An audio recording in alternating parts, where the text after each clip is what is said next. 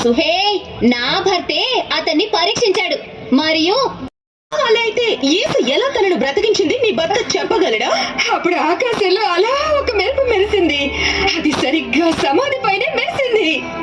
అప్పుడు లాజరు గాలిలో ఎగురుతూ బయటకు వచ్చాడు. లేదు, అది కాదు అక్కడ జరిగింది. యేసు లాజరు బయటికి రా అని మాత్రమే అన్నారు. అప్పుడు లాజరు ఆ మాట ప్రకారం సమాధి నుండి బయటికి వచ్చారు. యేసా?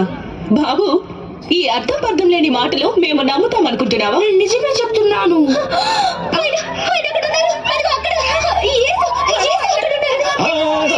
సరే ఆగండి దయచేసి ఆగండి. ప్రభువా, ఇటువైపు. కృతజ్ఞతలు.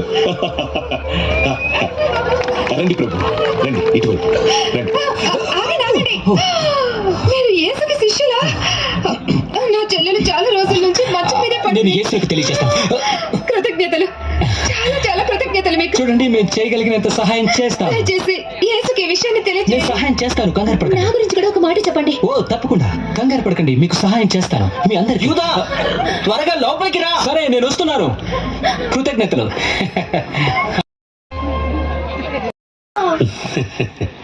మెల్లిగా యాకోబు, ఆయనని తిననివ్వు.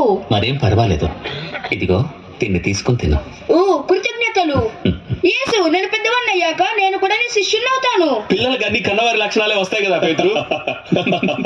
అందరూ సంతోషించండి. ద్రాక్షరసం ఇంకొద్దిగా ఉందా? ఇదిగో ఇప్పుడే తెస్తాను. మరి ఇక్కడ ఇంత పని పెట్టుకుని ఆమె ఎక్కడికి వెళ్ళింది? ప్రభువా, ఇప్పుడు ఈ గ్రామంలో ఉన్న అందరికీ మీరెవరో బాగా తెలుసు. అవును, సరిగ్గా చెప్పాను.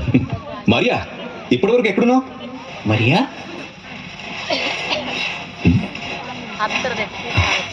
మరియా, మరియా, నువ్వేం చేస్తున్నావు? అద్భుతమైన సువాసన. అది ఎంత ఖరీదైందో నీకు తెలుసా?